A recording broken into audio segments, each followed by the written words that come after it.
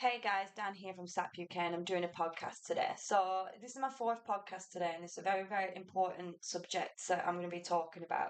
Now, before I get started, I always have to say that if you are struggling, please do reach out. Now, there's very many different avenues of support that you can reach to. The first one that people generally tend to go to is family and friends. So, if you've got any family or friends that you can openly speak to, please do contact them. Another one you can reach to is your doctors for support or the local talking services. You can message me for support on my email, which is danielle@suicideapuk.co.uk. But please be mindful that I'm always doing an outreach, so my replies can be a little bit delayed sometimes. If my replies are too delayed and you do need instant support, that's why SAP UK is there. So I started SAP UK, and it's kind of a place to go to if I'm not available. Now, so I'm kind of talking about today childhood and suicidal thoughts. These are from experience. So, as a child, I suffered with suicidal thoughts myself. I supported children with suicidal thoughts, and I've been within close kind of like range of children as a child myself. So, this is such an important topic because children are aren't easy to communicate with. Like they don't generally understand what is going on inside the mind anyway. So a lot of the times, like children can become like isolated and in solitude. Now, so I've created a blog with this as well because I think this kind of like topic's quite touchy because it affects a lot of children and it's a child, it's not an adult. Like these children have a different processing to us adults. And I think now in like the year that we are in, I think it's like common knowledge that it's so difficult to place a fact on what causes suicidal thoughts. Like nobody can really say what causes suicidal thoughts.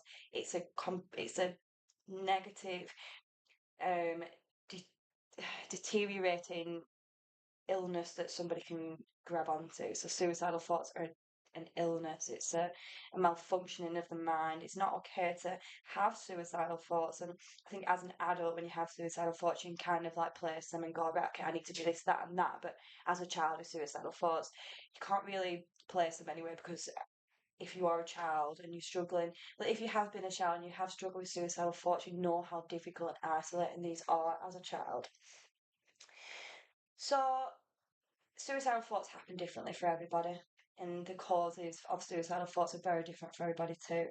Like you can't really place one factor on suicidal thoughts and say that's the same cause for everybody. Like everyone has an individual case, and especially when it comes to children, I think understanding how to safeguard the child and speak to the child appropriately is very, very important for that child's future and well-being. Now, many children these days are struggling with neurodivergency disorders such as ADHD, autism, like dyslexia, and these can heighten suicidal thoughts as well because it makes a child feel like different and can make the child feel a little bit weird and isolated and not fitting in, if you will. But if you are a parent of this child or a caregiver or a teacher, I think it's very, very important that you understand the signs to look for if a child is struggling with suicidal thoughts. And I think knowing the signs as an adult, it can help the future of these children that are struggling. And you know what, as well, like in this actual year of 2024, many children are struggling with mental health disorders and conditions. There's so many children in schools that are struggling to process these negative emotions that they're having to endure. But luckily and thankfully, there are many schools these days that are actually bringing well-being classes and support into schools, which is so important. In the areas that I am in, I will be approaching schools to get into the school to support the children. I think it's very, very important that if you do have like this kind of space and capacity, and there is a school local that does need like extra support with children, that you try and reach out and see if you can help them in any way voluntarily. So with children with mental health disorders, conditions, and suicidal thoughts, like these can actually come due to anything. So it can be like trauma, it can be abuse, it can be neglect, it could be just a temporary change in their conditions that it's just disrupting their well-being and ultimately changing their behaviours and thoughts. And although some children may be like quite vocal with how they're feeling and stuff. There's many children as well that suffer in silence and don't actually speak. They just become confused and will just become isolated. So I think maybe the probably the first thing that we should touch down on is what it feels like to have suicidal thoughts as a child. Do you know what it feels like to have suicidal thoughts as a child? Have you been a child with suicidal thoughts? Because I think this is so important that if you do understand what it feels like to have suicidal thoughts, that you can then help children to understand and process these thoughts in a more healthier way. Like it's not impossible for a child to not get suicidal thoughts. They are quite not quite common, but I think with the education of like suicidality and suicidology as well, a lot of children can learn about these like processes, but not fully learn about them enough to have a healthy relationship with these thoughts. Um, so let me try and help you understand of what I understand as suicidal thoughts with a child, and this can be a completely sensitive topic because I understand as well that a lot of children we have lost over the years to this illness, and a lot of parents have been lost as well to these movements of children. And it's really sad that we lose children to this illness. It's so sad that we lose children to suicidal thoughts because like each and every small man matters. Like suicidal ideation in any young child should be everyone's business and not just the business of the child's parents, the caregivers, the school, people like me. It should be all of our business because the children are our future, aren't they? Like essentially. So as we know, they can kind of like develop from anywhere, like such as environmental, biological, sociological, childhood neglect, abuse, trauma, bullying, threatening behaviour towards a child, negative experiences, negative behaviours, thoughts or feelings that they've learned, neurological disorders, and so much more. There's so many reasons as to what can cause suicidal thoughts in a child. But I think what one of the most important things is, and one of the reasons why I wanted to kind of like touch base with suicidal thoughts as a child is because the process will be so much different to that of an adult. So between the ages of like 0 to 7, these are the most important ages for a child in development. It's where the child creates the personality, the morals, the views, the fundamental core values. Like these years are so important for a child. Now, if in these years a child has neglect or abuse or any kind of traumatic experience, it's going to stop the child from growing healthily. It's going to have to encourage the child to develop ways of coping around these like traumatic events, and that's going to stop a child from being positive and happy because a child is going to have to focus a lot of energy on getting past these negative events. And as a child between the age of 0 to 7, no child should have to really mentally capacitate a negative event to such an extent. Like there should be caregivers, there should be people around, but sometimes these people can't actually help. It depends what the child's gone through.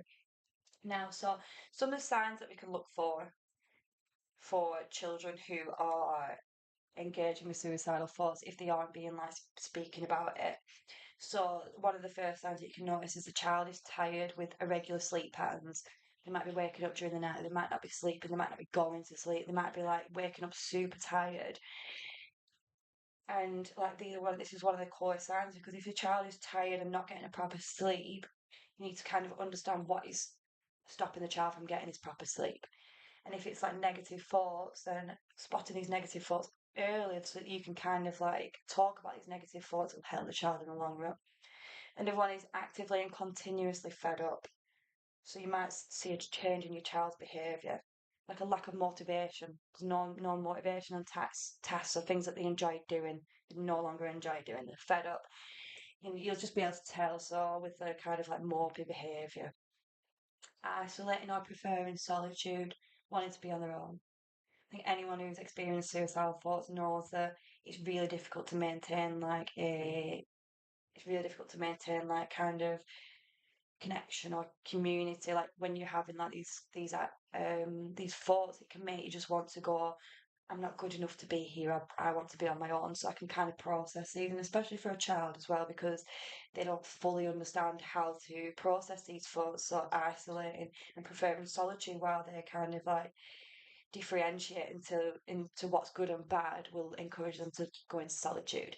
But if you do notice that you have a child that is going into solitude, enter that space in peacefully. So you might be able to approach the your child or a child and just say, I've noticed that you've not been engaging and you've been like preferring to be on your own a little bit. Is there a reason to this? Is there a reason why you want to be on your own so much? It's okay that you want to be on your own, but is there a reason behind it? Another one is lack of fun or silly engagement. And as we all know, children are so silly. Children have always got like a crazy imagination. So you might notice a child go from being really fun and silly to really demotivated and not silly, like a full change in behaviour. Seeming hopeless, confused, or dazed. A lot of children, when they're within suicidal ideation, can become dazed, so they're like a little bit not with it. So they're not in the present moment. They can be like in their own little world. And a lot of the time, this is generally like children kind of idealizing a different lifestyle or a different kind of life movement. And they also might be having that ideation or that suicidal thoughts as well, whilst they're in their dazed states. And also, children might become confused, especially if it's come out of nowhere because they don't understand it properly. So, actively talking about topics regarding sadness, they might be talking all the time and say like you say, oh, this that's a really nice sunny hill. They might go, oh well, on the other side of that hill is a massive drop. And they'll turn things like negatively. They'll always be kind of reaping on negative emotions and negative events as opposed to seeing the happier or the benefit of each positive emotion. Another one is not eating or drinking properly.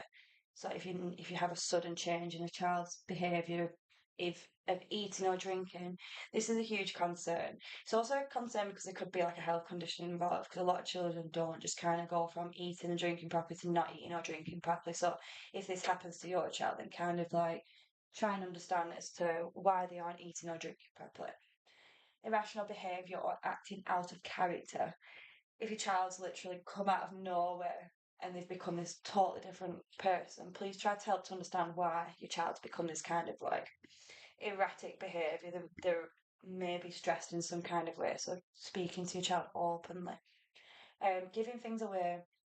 If you notice that your child's giving a lot of things away, this is generally like a kind of movement that a child takes when they have already thought about their suicidal ideation for quite a long time. Feels a burden or avoids help. A child who is struggling with suicidal thoughts like kind of silently, they will always feel like a burden. They'll be like they won't want to bother you with their kind of problems. This kind of generally comes though if a child's already tried reaching out to somebody and they've made them feel like their feelings aren't valid or something. So the child will generally feel like a burden. And avoid help as well. So the child will avoid help from other people. Now, if you notice any of these signs within a child, or whether it's your child or another child, or is a child within an educational setting, it is always okay to openly talk about suicide. It is okay to ask a child if they have suicidal thoughts, if they have thoughts where they don't want to be here anymore. Because if you, as a child with a processing and under the age of, depends with many different, it differs with the sexes. So like, there's a frontal cortex that kind of has like your conscious reasoning. Children do not have this at all. They won't idealize suicide and go, well, what if my mum or dad gets unhappy? What if this happens? What if children just don't do that? If they feel like they are feeling suicide, they will kind of just carry on with this thought of the feeling of suicide. They won't have the conscious reasoning, which is why it's always okay to speak about suicide. Because generally, a child who thinks about suicide will feel isolated and alone. They won't want to reach out. So, to be an adult, to then go up to the child and go, do you understand what suicidal thoughts are, or do you understand what suicidal ideation is? And maybe then they would go yes or no. And if they say yes, then you can have like an open adult conversation about them and allow them to understand that it's okay to have these thoughts. It's okay to have suicidal thoughts. What is not okay is it's not okay to engage with these thoughts. So whenever you feel like, well, as an adult, you need to kind of speak to a child and help them to understand that if they ever feel like suicide is overtaking them, to not act on this, to acknowledge the feelings, to understand that they feel like this, to speak to an adult, speak to somebody else, to write it down, to get these feelings out as opposed to acting on them. And that is so important for children to understand that we aren't to act on negative thoughts like impulsively. We're to understand them before we take any action. And even still, like not take don't take any action with suicidal thoughts. The action that you had to take with suicidal thoughts is reaching out for support. Because what I've noticed with my own kind of like behaviours is I didn't have active suicidal thoughts as a child.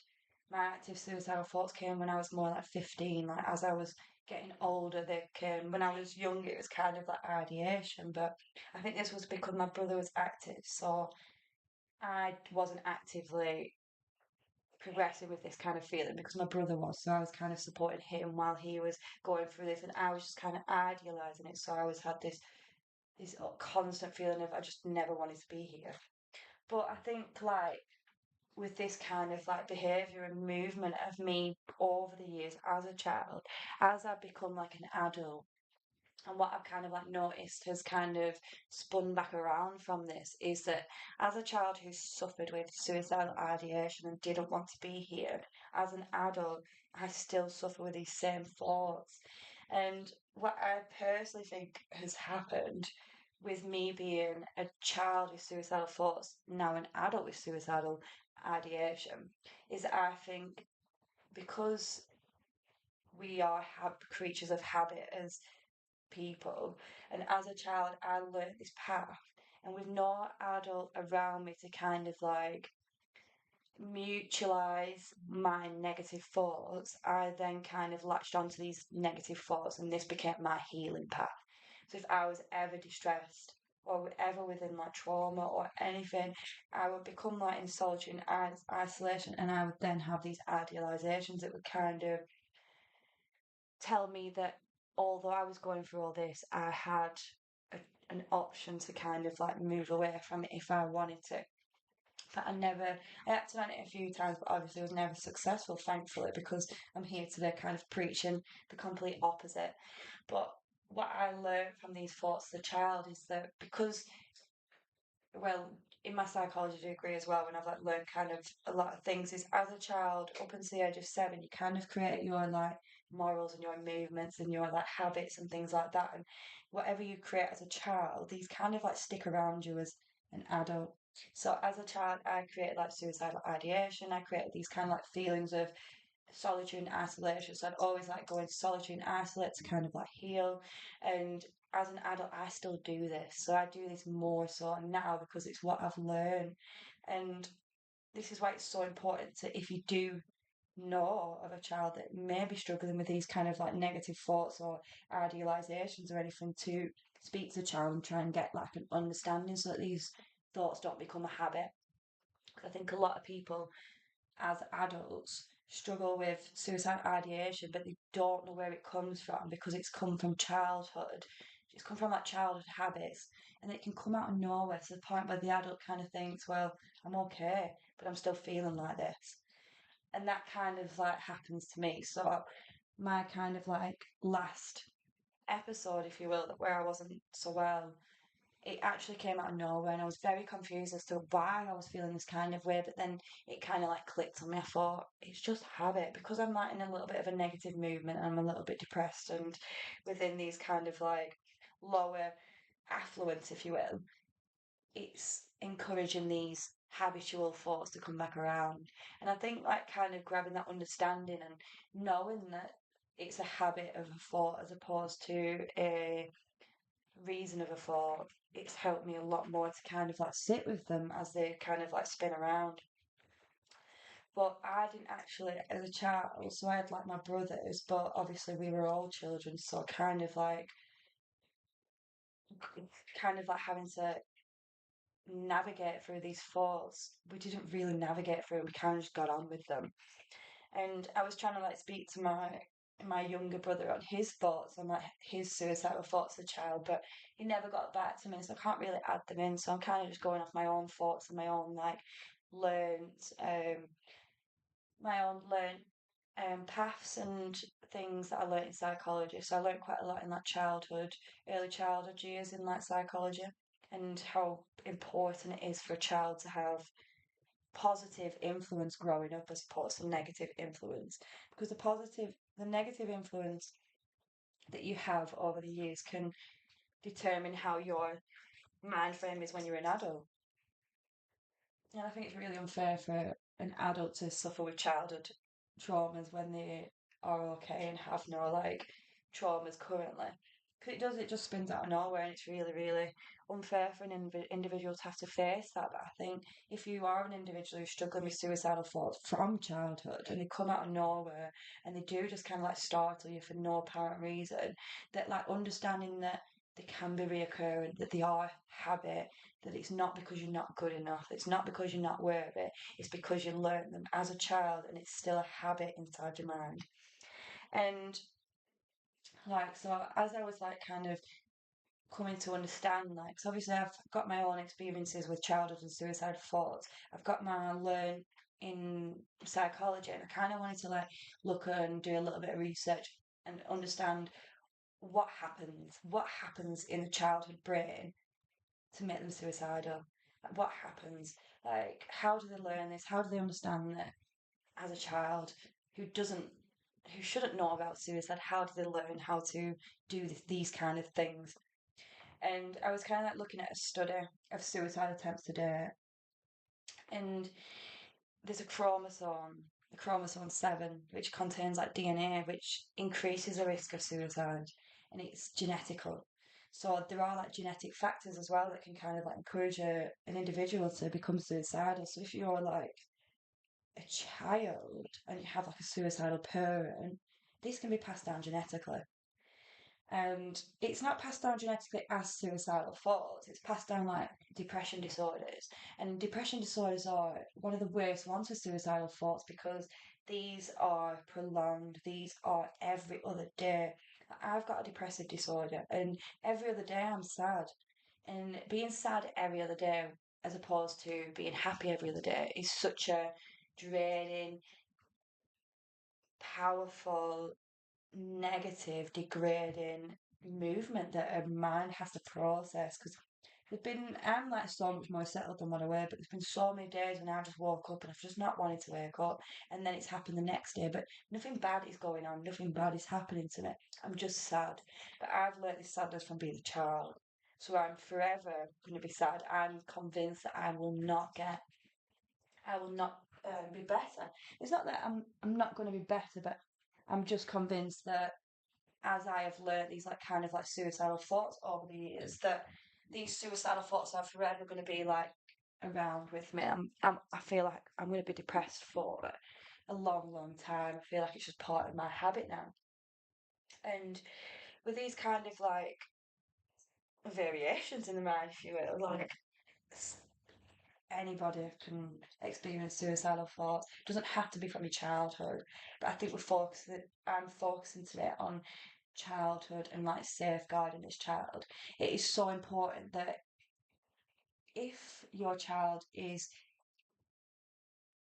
looking as though they are suicidal or depressed or anything, it is very important that you don't blame yourself either, because many parents can have like a guilt and they feel guilty, so they won't engage with the child and the depression. They won't engage with the child and suicidal thoughts because they feel like they're partially to blame for the suicidal thoughts. But no, suicidal thoughts can come from anywhere. They come from school, they can come from genetic disorders, as I just said. It's not necessarily the child's upbringing. A child could be brought up with love, care, nurturing, like affluence, health, like money, like they can grow up with everything and still become suicidal.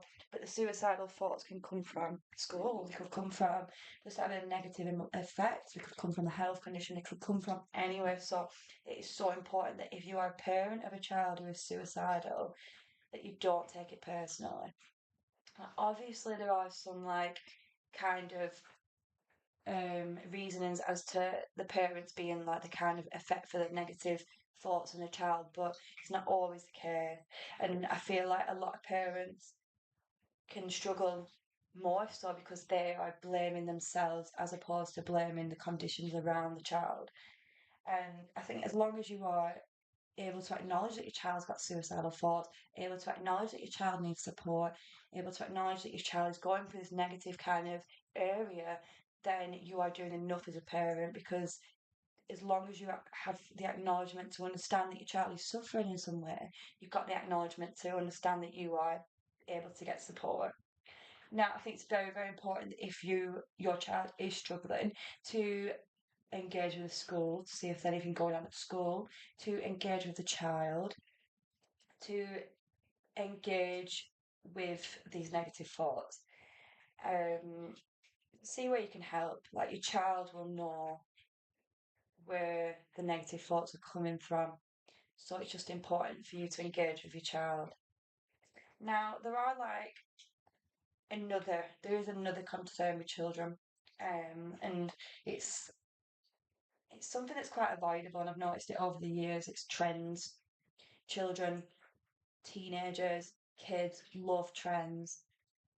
Like it's just like I said before, we're creatures of habit, aren't we? So, and I remember being in year 7 at school, and we were all trending like self-harming. We were all like scratching our arms, we were burning our hands, we were carving like names into our arms and things. And this was all because it was trending.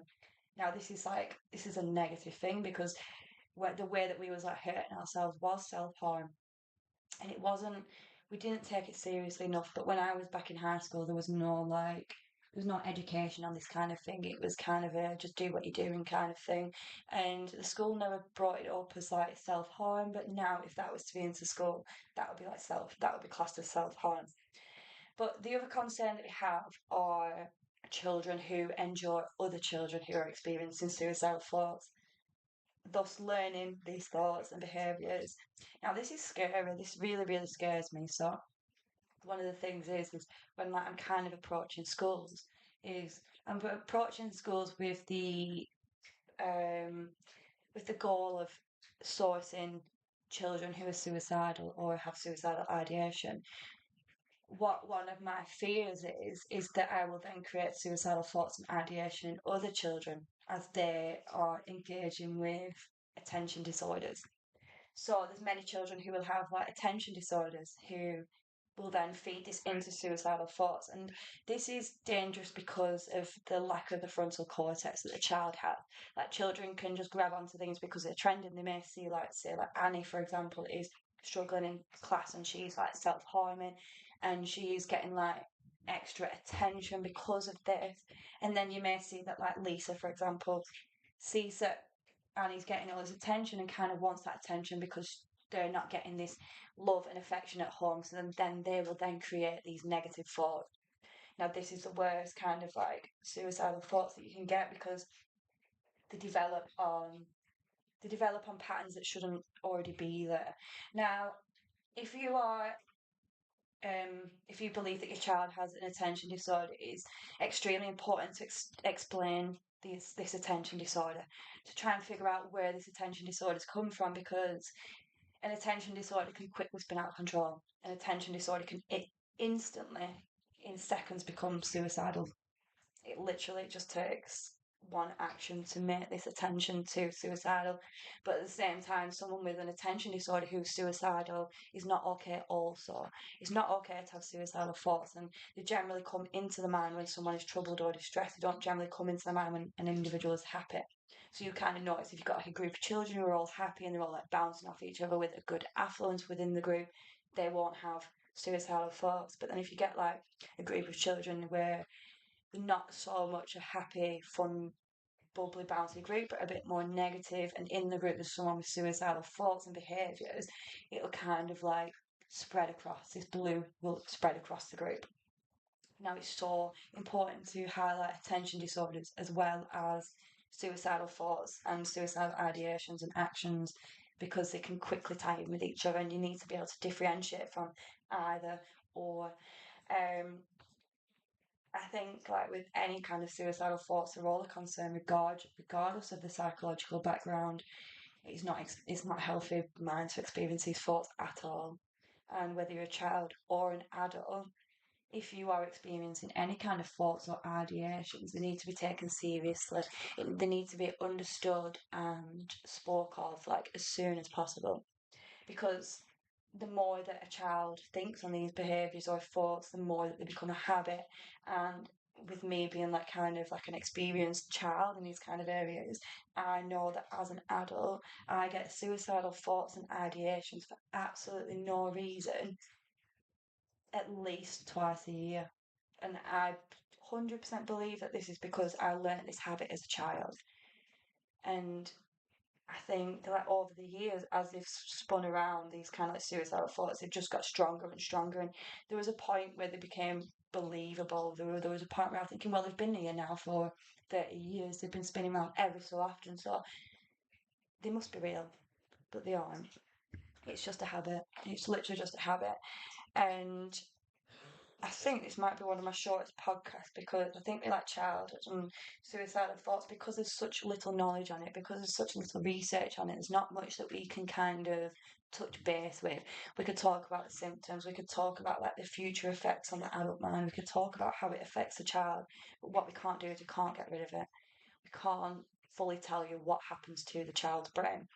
All I know is that with my like kind of child's brain, that when I've like had these kind of like movements, it's just kind of made them stronger. So that now that I'm experiencing them as an adult, and it's been really tough experiencing them as an adult, but the more I'm experiencing them as an adult, the more I'm understanding them, the more I'm researching them, the more I'm speaking with other people, the more I'm learning about them, the more I'm preventing suicide every day, the more that I'm learning, the more that I'm educating, it's the more that I can help. Like I'm here to help. I'll always, always, always be here to help. But my, I think not even my focus, our focus, the whole nation's focus, schools' focus, parents' focus is the children. It's not a case of it's your kid, it's my kid, our kid, his kid, her kids, their kids, our kids. They're all our children. It's very important that we look after each and every one of them. So if you are with a child who is struggling with suicidal thoughts, or you know of a child, or you might have an kind of like an inkling that a child is like struggling, please, please, please do try and speak to that child, or speak to the child's parents, or speak to the child's like caregiver, or speak to somebody the child knows, because experiencing these thoughts as a child so predominantly and so like recurringly can make them more stronger as adults. And yeah, it's a very short podcast, this one today. As I said, it's not really much that we know. We just know that we are here to support children. And if anyone needs anything, if you are struggling with anything, please do reach out for support. And I'll speak to you all soon. Peace and love.